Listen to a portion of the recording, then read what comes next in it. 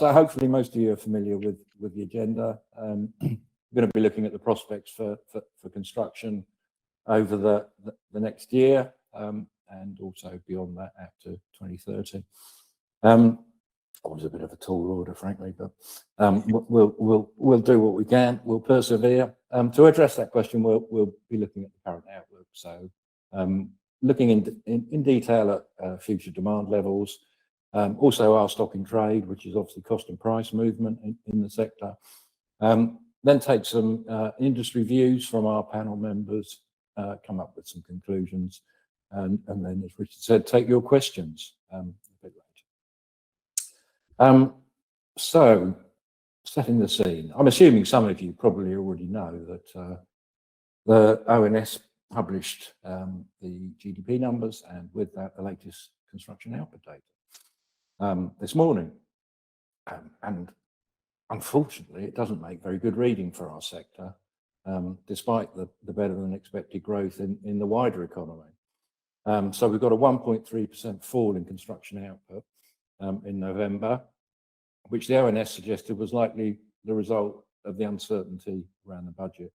I wonder if some of you are probably on our post-budget webinar in early December, where we touched on some of those things.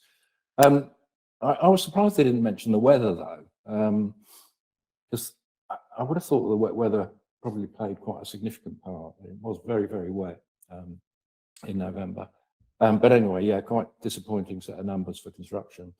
So the industry ended the year facing really familiar challenges. Weak demand, subdued confidence, and all that was continuing to weigh on activity levels. But the pace of decline may have eased slightly, I think. But there was little in the autumn budget to deliver an immediate uplift in workloads, which is what we were hoping for. But on the positive side, there also wasn't any cancellation of projects, which potentially could have happened. That said, I think there are pockets of resilience, and we're getting some feedback that firms are reporting stronger pipelines linked to energy, water, defence, and some healthcare projects. The fundamental shift, I think, is that public sector work seems to be taking priority over private sector work. So yeah, I think 25 was a challenge, and probably as the data comes out will remain a challenge. But hopefully something more positive coming up for 2026. So if we take a look at output and orders, so we use a combination of BCIS and ONS data. So in this chart, we've got our construction output forecast. And it's just worth remembering, actually, that because of the data release this morning, we are working with slightly older data. We didn't have time to include today's data within the slide pack. So we're dealing with December's data. Fundamentally, I think the position is pretty similar.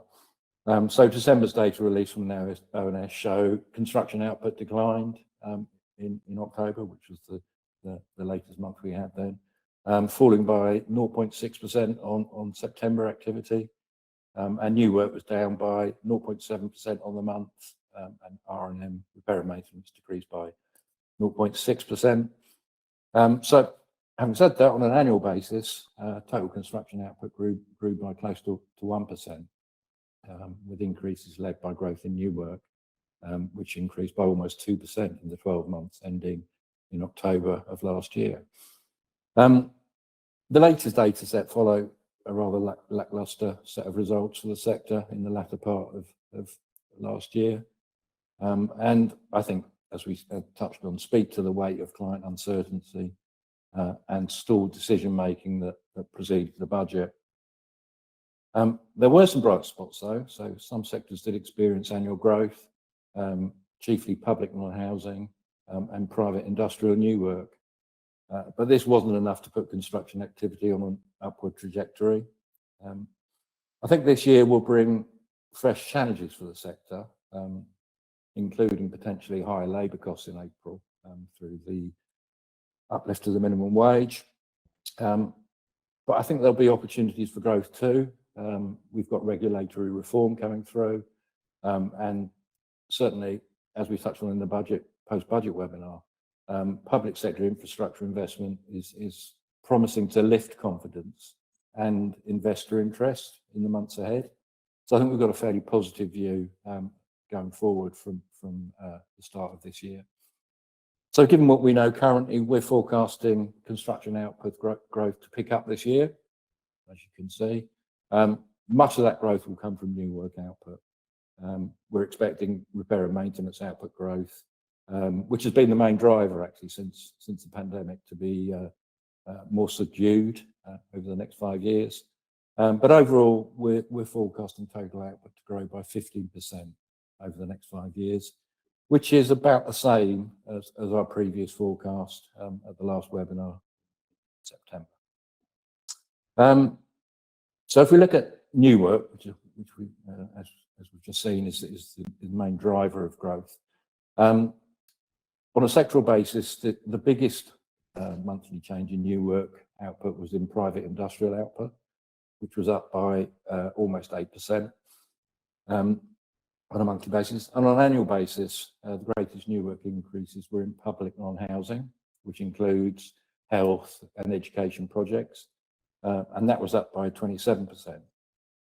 Private industrial up by 21%, so some positives there. The largest year-on-year decline was in public new housing, which fell by 11%, and is likely a result of the restrictions on the public finances.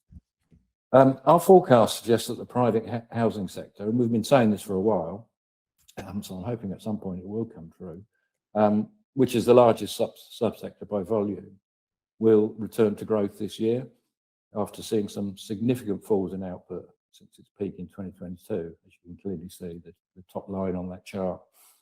We're forecasting sustained growth through the forecast period as viability improves and pent-up demand feeds through. But it is worth noting that we're not forecasting private new housing output to reach its previous peak, 2022 peak. We're not forecasting that to hit that this decade. So that's quite a change in the picture. We have been expecting it to hit that peak probably in 2029, but we're now pushing that further out. Infrastructure output, which is the second line on that chart, the blue line, has been declining since 2023 after reaching historical highs. But given the recent announcements by the government, we're forecasting output growth to return this year and continue through the remainder of the forecast period. Overall, we're expecting infrastructure output to be maintained at relatively high levels because we've got major projects in the energy sector. And just yesterday, there were contracts announced for the offshore wind farms.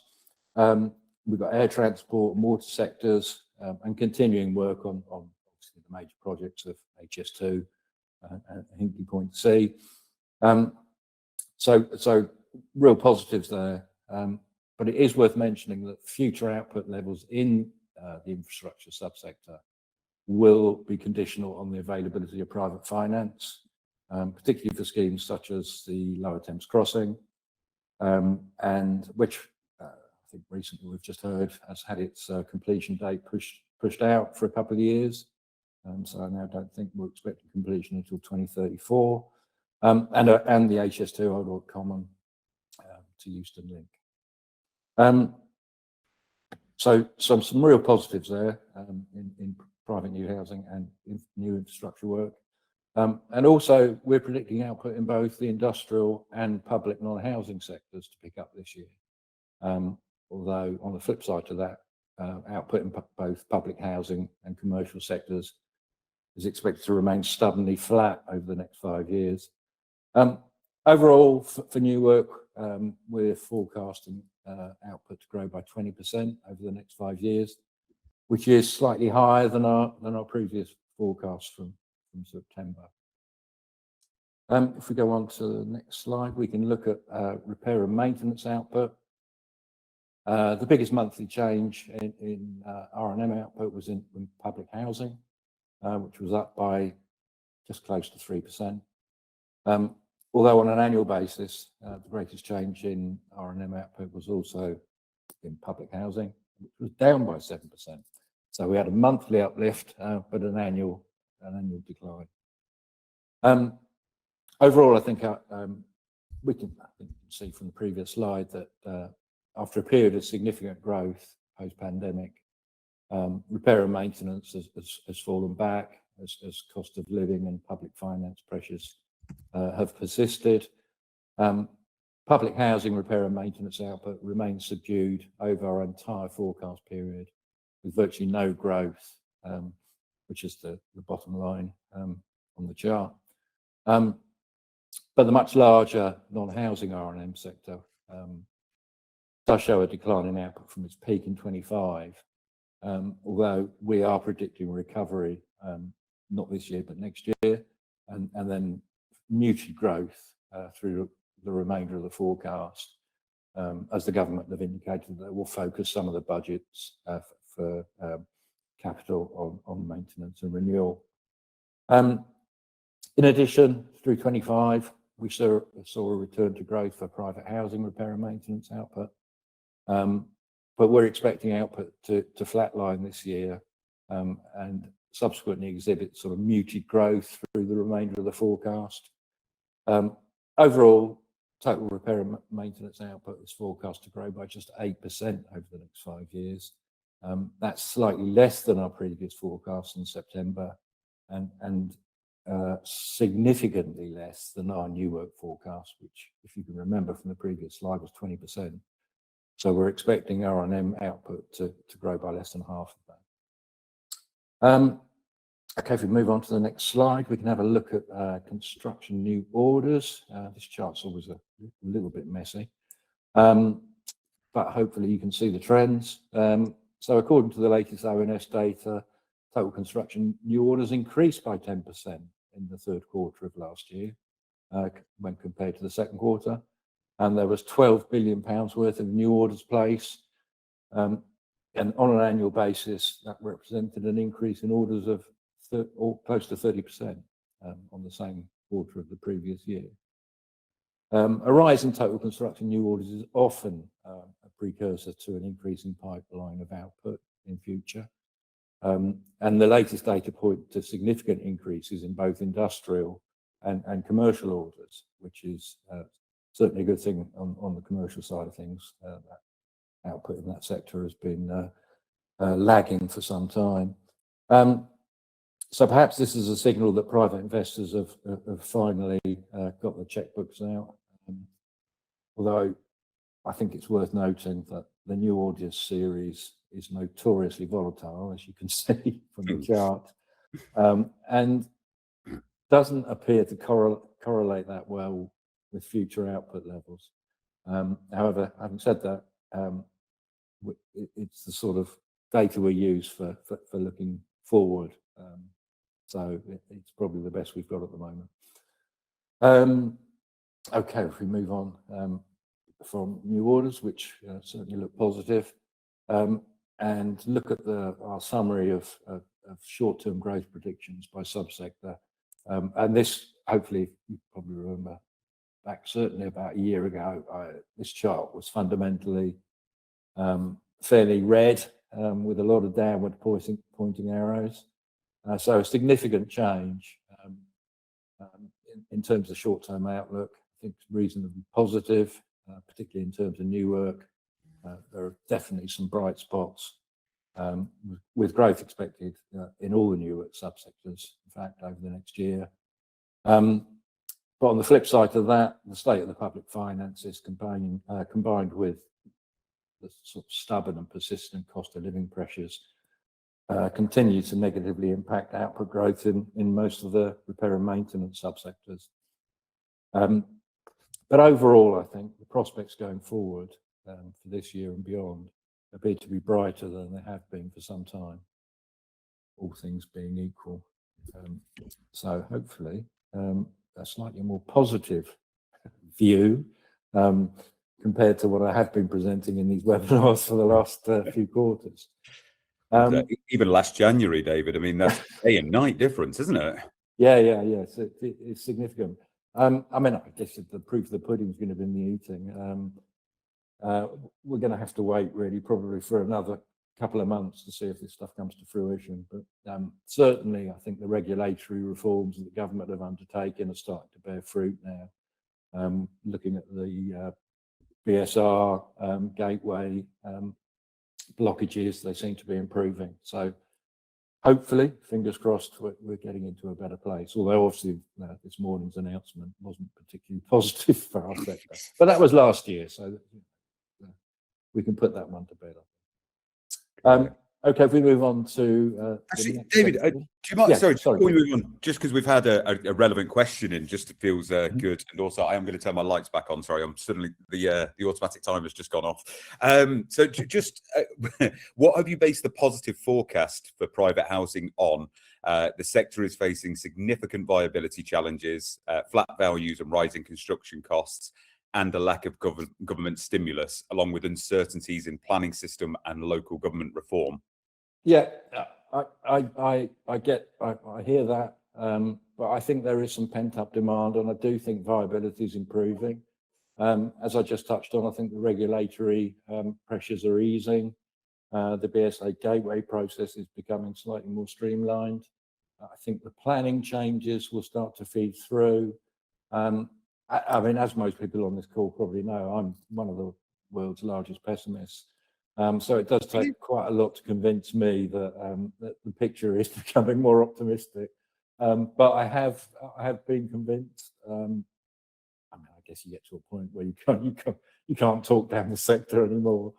But yeah, I mean, those issues I think will start to feed through. I mean, the other issue is obviously the cost of borrowing's come down. So the interest rate cut in December. I think we could be in line for another slight tweak, I think, coming up in February. So all those things I think are feeding through to a slightly more optimistic picture for housing. But I'm always interested to hear people's counter views. So yeah, absolutely, good question. Yeah, definitely. Great. Okay, back to you. So if we look at the current inflationary drivers for construction, and we use BCIS cost and price data for this.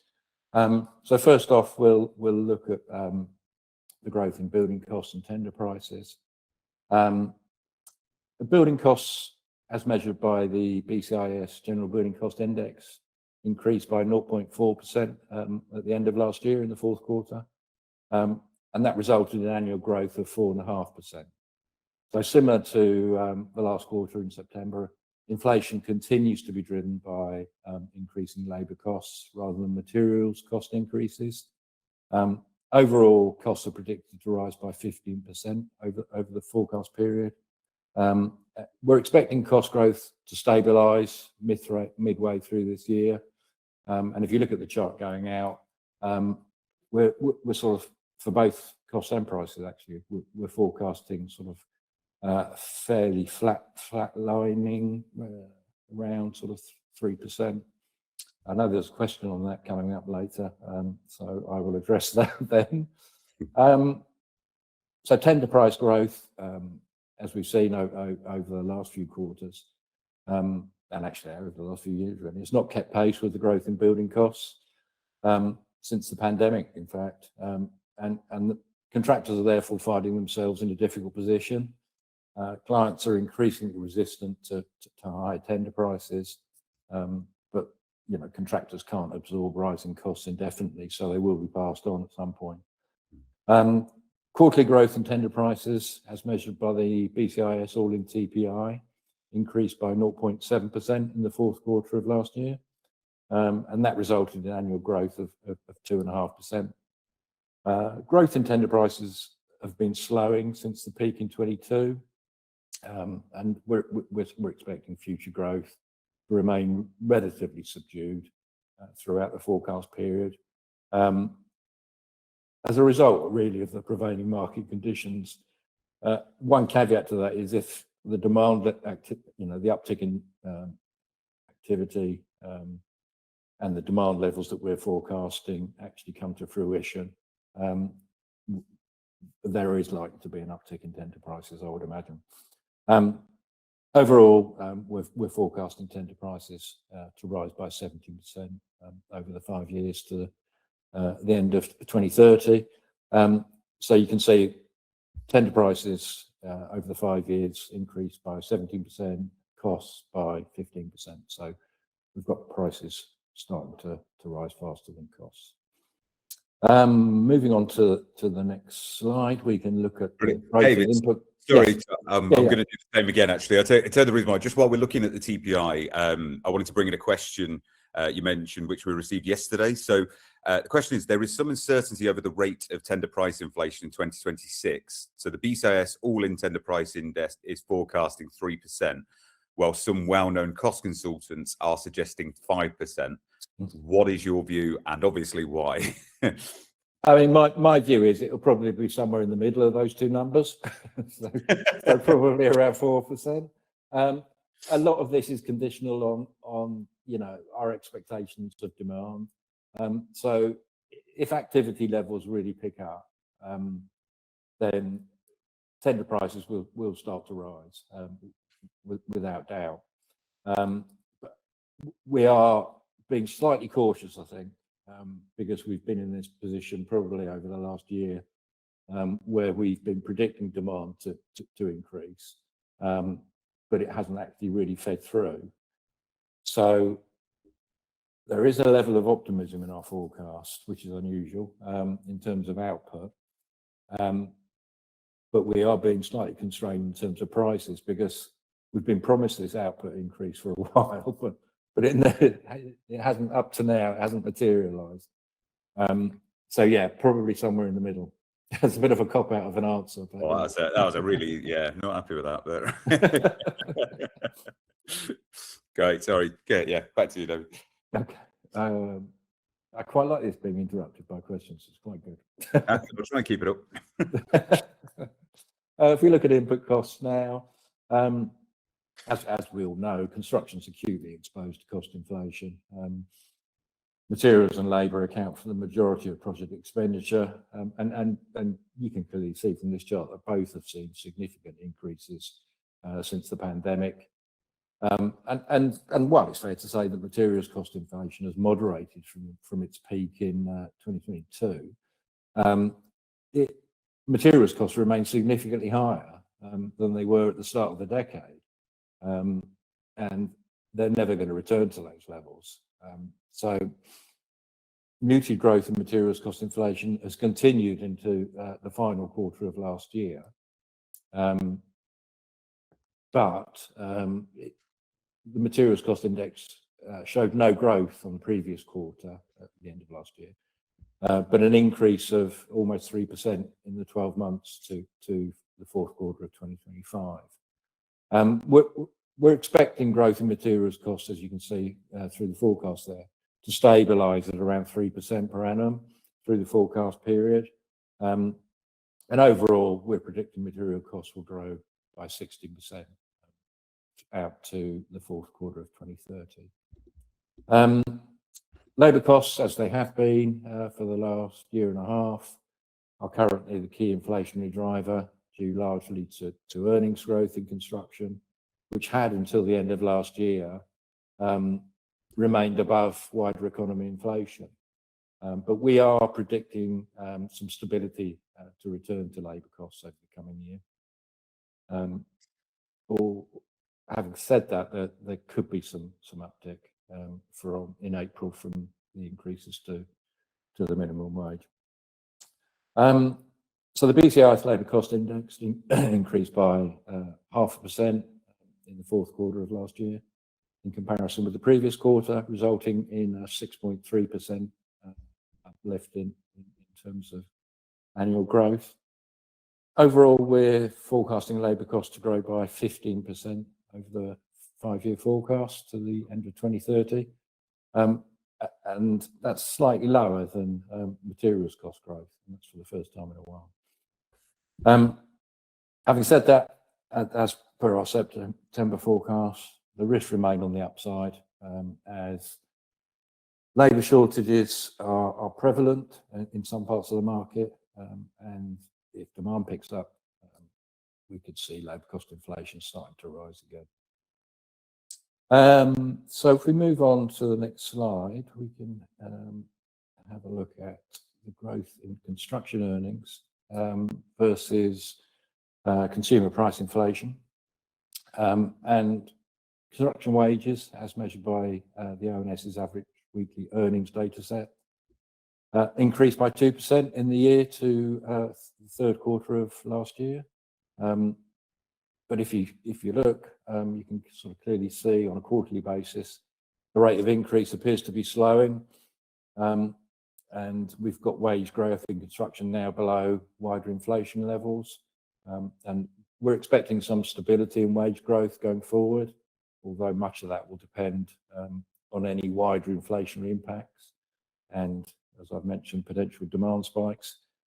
I think in terms of general wider economy inflation, I think we certainly seem to be in a better place than we were this time last year. So, well, it's natural for pay to fluctuate. I think the ongoing decline points to a cooling in the jobs market. We've also got the unemployment rate starting to creep up. I expect the latest data set will point to another rise. And this is also supported by new vacancies data from the ONS that show that job vacancies in construction were down significantly on the same period last year. So all these things are pointing that some of them are counterfactual, but we're having to work our way through the data. And if we move on to the next slide, we can see what I... Sorry, David. Yes, sorry, you've got another one. I'm in a row here. This is unprecedented. No, I tell you that we've just had a question in regarding labour, so it feels an odd time to do it. So, given the current skill shortages, which labour trades do you think will be the most constrained over the next 12 months? So, we're aware of shortages in scaffolders, welders, electricians, and engineering specialists in major infrastructure projects at present. Yeah. I think probably MEP, so mechanical and electrical plant.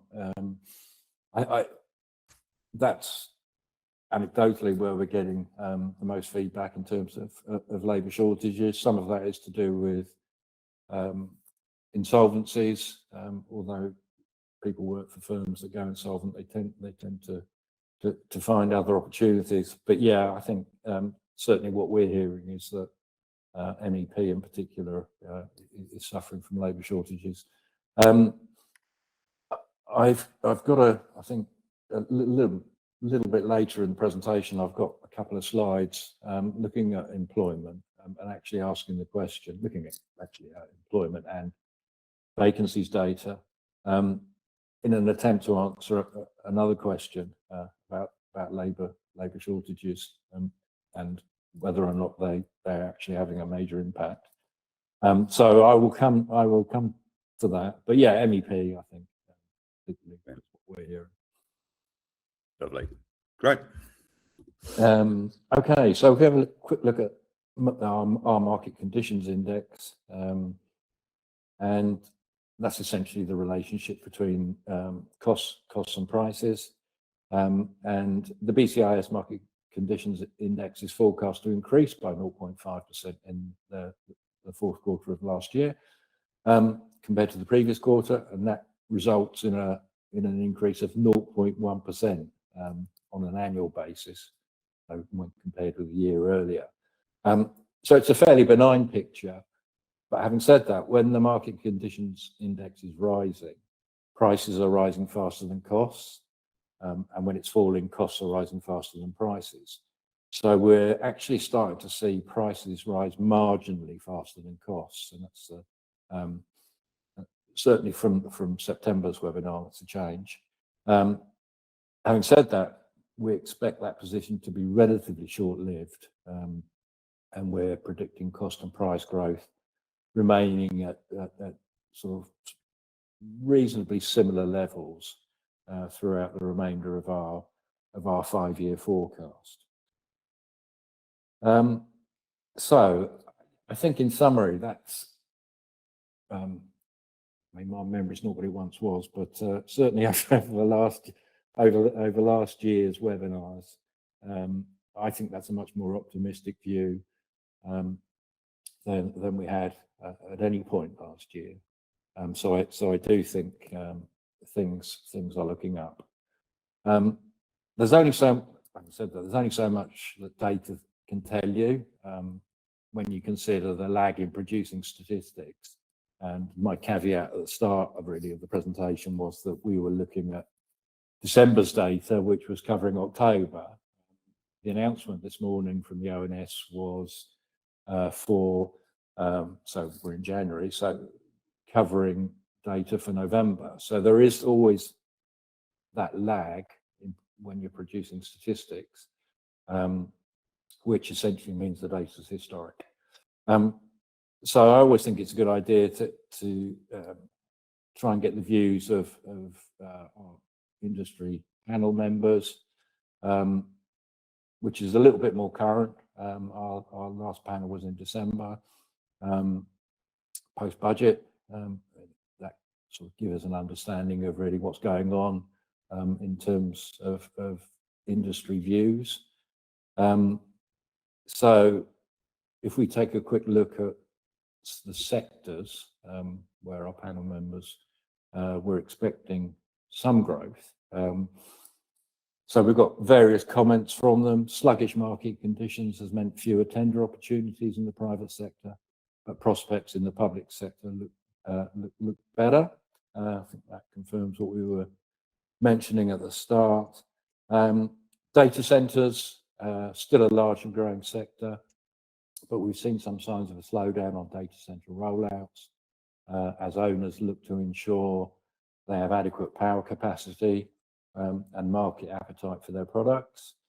Another comment was investment in defence, and the National Hospitals Programme is gathering pace. Education and sports, leisure and hospitals, leisure and hospitality rather, and Ministry of Justice work also strong, but depends where you are in the UK. Corporate fit out is buoyant as some pent up demand is emerging in the office market. The industrial sector remains driven by warehouses and distribution centres. Within the housing sector, we've seen focus shift from new build residential to asset management. So there are definitely some positives there, I think, including in the housing sector, although having said that, that is the repair and maintenance housing sector rather than the new build housing sector. If we go on to the next slide, we can see what our panel members highlighted in terms of trades, particular trades and materials, pinch points. I think I touched on this in answering a couple of the questions earlier.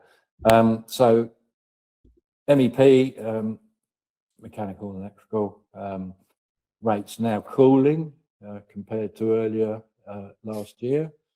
Then we've got a counter comment to that. MEP work still tracking higher than general building work. Sprinkler costs and design engineers for sprinklers are challenging. Labour costs across MEP still increasing. And the counter to that was MEP material inflation has stabilised. It hasn't dropped, and I think, as I touched on earlier, I don't think materials costs are going to fall to the levels that we were used to at the start of the decade. They're going to remain at the elevated levels they currently are, but I think the growth levels will drop off. So yeah, material inflation has stabilised. Not growing at the rate has been, but labour costs expected to rise in that sector. Insulation and roofing materials still under pressure. driven by retrofit and ESG requirements. Electrical and M&E components are seeing some price rises. Timber and aggregates largely stabilised compared to previous spikes. And one final comment on the trades and materials. Seeing early packages, so groundworks and foundations, piling, etc., being procured below cost per levels. So that's an interesting item there to note. Okay, if we move on to next slide, I've got a couple on procurement. No real surprise, I think.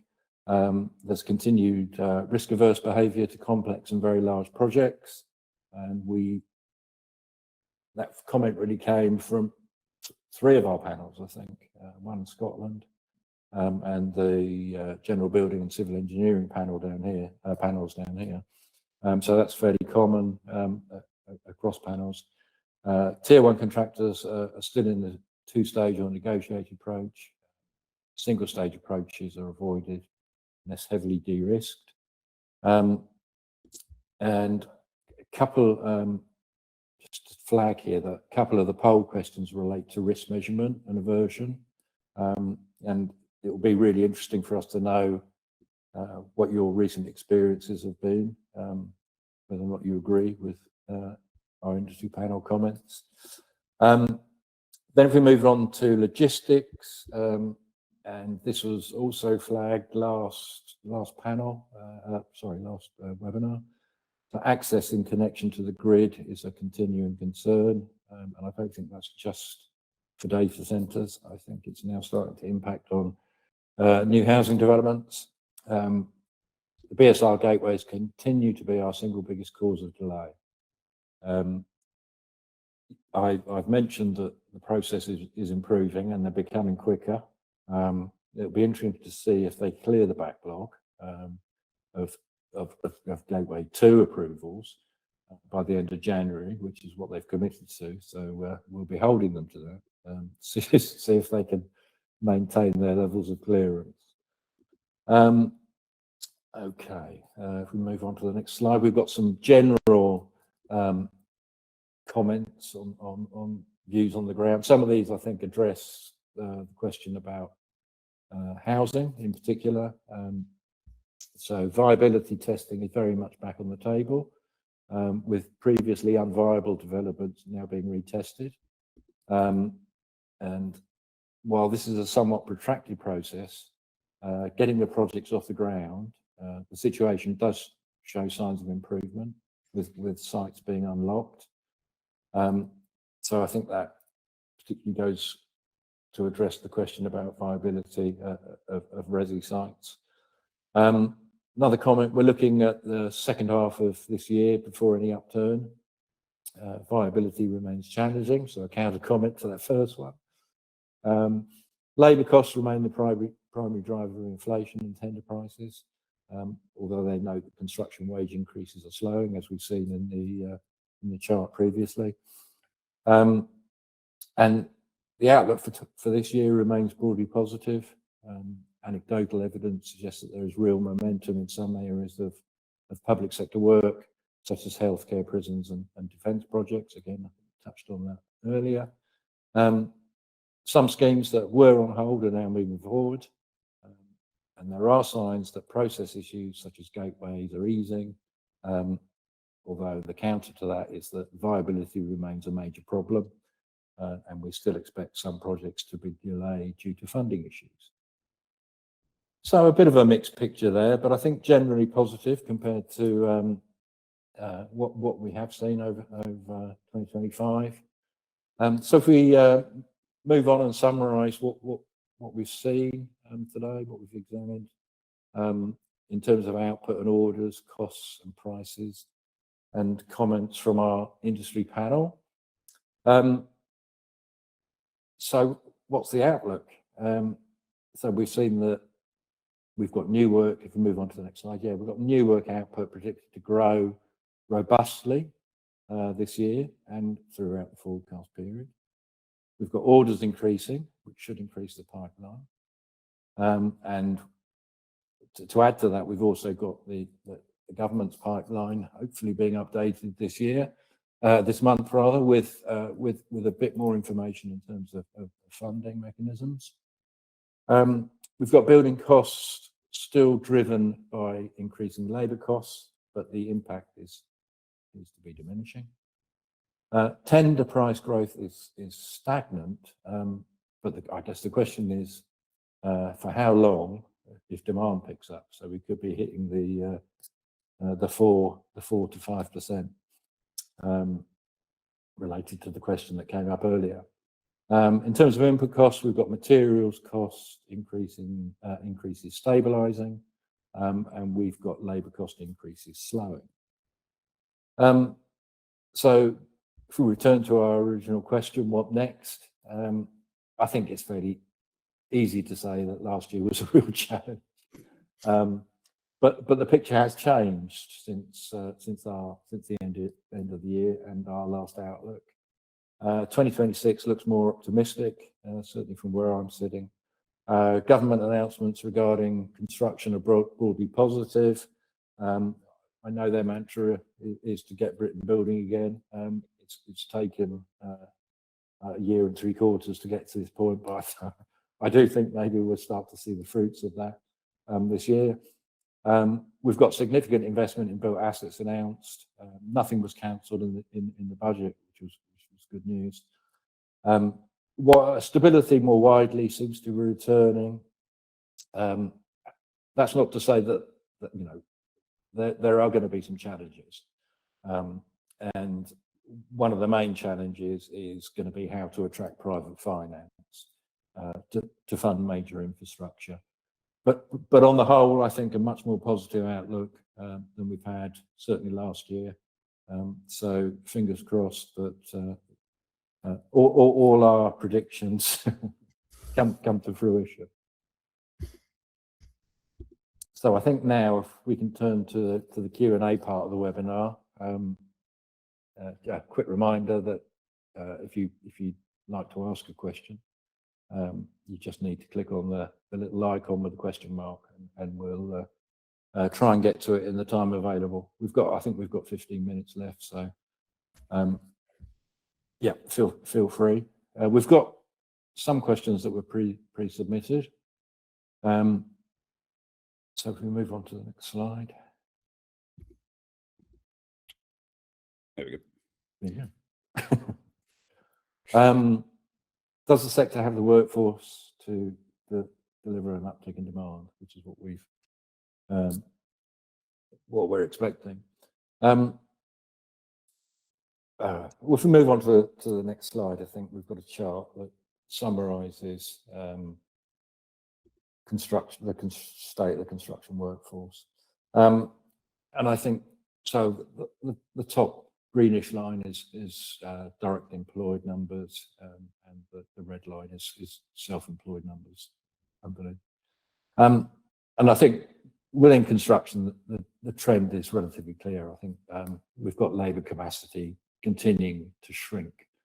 The most striking trend is the sharp fall in self-employment since 2019, and that's likely driven by retirements and Brexit, and obviously the pandemic, and that loss of flexibility of self-employment makes it much harder for the sector to respond to changes in demand. In previous decades, construction relied quite heavily on overseas labour to fill gaps in its workforce, but the current government is set on growing domestic capacity, which is fine, and it's actually probably quite a good thing in the long run. But the challenge with that is obviously down to timing. So training and upskilling the domestic workforce will take years to realise. It's not going to happen overnight. While the sector's needs shift month to month, quarter to quarter, week to week, and if the uptick in demand we're forecasting comes to fruition, then there could well be problems ahead, I think, in terms of labour capacity. But if we move to the next slide, and you know, I'm not I'm not convinced by the labour capacity, the labour shortage argument. If there were real shortages of labour, then we would expect to see the number of vacancies in construction rising. That seems a reasonable assumption. But vacancies aren't rising, they're falling. The fall in vacancies, in my eyes, reflects a market that's easing rather than expanding. And you have to note that these numbers are from the third quarter of last year. It looks like recruitment pressures have clearly eased, but that's largely because demand has cooled, not necessarily because labour capacity constraints have improved. When vacancies, employment and output are all declining, it underlines that the more pressing issue isn't a shortage of workers. It's a shortage of work, in fact. And until activity levels recover, it's hard to see any meaningful growth happening in construction employment. The leading indicator of that should be an uptick in vacancies data. So what we'll be looking for in this data set in the months ahead will be an uptick in vacancies. It's worth remembering that I think this is where the historic data issue becomes a real problem. These run the lag in this series, so it's third quarter of last year, certainly highlights that. I think it runs true with the position in terms of demand, as we've seen the output numbers for November announced today. We've got a decline in sector output, and with that, as you'd expect, you've got declining vacancies and declining employment. It's going to be interesting to see what happens when demand picks up. Will people be attracted? Will vacancies go up? Will people be attracted to come back to the sector? So we'll have to wait and see. So yeah, a difficult question to answer, but I'm not convinced there are widespread labour shortages currently. We'll only know that when the demand levels pick up. Rather long-winded answer to a question, sorry. Great, thanks, David. So next question: what are the main things still propping up construction prices, even though demand has softened in parts of the market? Yeah, I mean, I think as the cost and price charts showed earlier, growth in prices hasn't really kept pace with growth in costs over the last few years. So growth in input costs, rather than demand pressures, has been the main driver of any price growth. Both labour and materials costs have increased significantly since the start of the decade, as I touched on. And while growth levels have slowed recently, costs are still elevated compared to what they were pre-pandemic, and you know, they're unlikely ever to return to those levels. So those cost increases are baked in.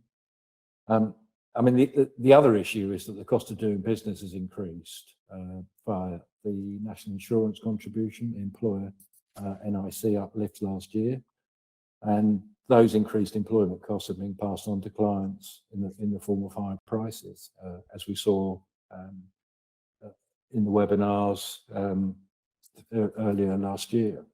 The worry is that position could be compounded by the contents of the upcoming Employment Rights Act, which I'm not sure will come into effect in April, but it could do, and the changes to the minimum wage. So there are still potential price pressures brewing that we're yet to see the full impacts of. Hopefully that answered the question. I think so, yeah. We'll see if it creates any more subsequent questions. Great. Okay, and then this is the last pre-prepared one, David. So when clients ask, are we past the worst yet? What economical signals do you think QSs should rely on? And which headlines should we be more cautious about? Which I think is a great question. Yeah. and I think I touched on this earlier, that there's a real danger with all data in the you've got that inherent lag in producing statistics that often mean the data quoted is from several months previous, and is therefore historic. The data we analysed to put this webinar together is a reasonable approach to assessing the market, in my opinion. It uses, I mean, I would say that, wouldn't I? I'm slightly biased, but it uses a combination of official data to derive output forecasts and BCIS proprietary data to forecast cost and price movement, and then supplements that with a Delphic approach using market sentiment gathered from our industry panel, which is a bit more current. So following, I mean, you could use the content of the webinar for to advise clients. I mean, I wouldn't be relying on press headlines. They tend to be fairly sensationalist, so yeah, it's probably best to avoid those. The other thing to look at, I think, is given that new construction is essentially a response to levels of investment in built assets. I'd be looking at levels of investment in fixed capital to give me an indication of where future demand levels might be heading, and in which sector, either public or private, and also broken down by type of asset. So the ONS series, bit of a mouthful, but gross fixed capital formation, value of investment in built assets. That would be a good starting point in terms of potential signals. But are we past the worst yet? I think we are. Wow, okay. Big word. I wasn't expecting a concise answer to that, David, I won't lie. Great. Okay, wonderful. So they're all the pre-prepared questions. We are rapidly approaching 12 o'clock, so I will try and tackle a few before. Well, I say I'll ask them to you, David, and you can tackle them. I thought you could tackle some of them. Great. Okay, so tier one contractors seem to be enjoying healthy order books and finances. So while smaller subcontractors and specialists are really struggling. So why do you think this is, and what can clients and industry do to support our SME businesses? Yeah, tricky one. I mean, you know, big tier ones are more resilient because of their size, and I think at the moment there also appears to be more larger projects in the pipeline, which is obviously keeping them busy. While the base load of smaller projects seems to be diminishing. I mean, having said that, I mean, you know, tier ones don't really do any of the work. They tend to sub it out to smaller firms, you know, tier twos or threes, or smaller. So I would expect to see some trickle down. So yeah, I'm slightly surprised by the question, but I think it's probably more about the size of tier ones gives them some cushion when demand levels are slack, which is obviously what they have been over the last year. So they've got more financial resilience, which obviously smaller businesses don't have. So that's probably the reasoning. I think the picture is going to improve significantly this year. So, you know, I'm hoping that there will be trickle down, and SMEs will be getting busier. Great. I mean, cash flow is critical in the survival of smaller businesses. So I think, you know, anything that can be done to support cash flow, so getting paid on time, etc., having project bank accounts is the way for SMEs to go. Brilliant. Great. Thanks, David. So next question, do you have a view on the EU steel tariff hike, which is set to impact the steel exporting industry? How do you foresee its impact in construction in the UK? Good God, I don't have a view. Well, that's completely stumped me. Yeah. We probably need to address that after the webinar, I think. Okay. Yep, Brilliant. I think that is actually a first, not even great. Well, no, I'm sure. I think there have been previous examples of me being snubbed. Great. We will. Thanks for the question on that one. As I said, we do try and tackle all of these in the follow-up Q&A. So we will come back to you on that one. Final one I think we've got here. So why do you think private finance is reluctant to invest in infrastructure?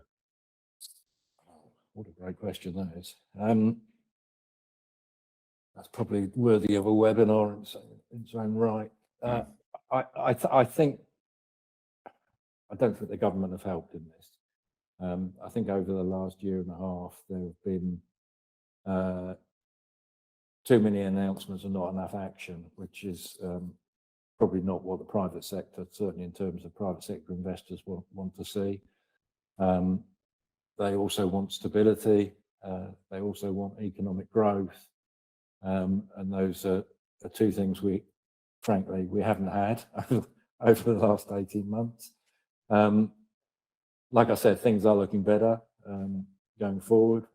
Also, the cost of borrowing has been a problem, although that has come down in December with the last rate cut.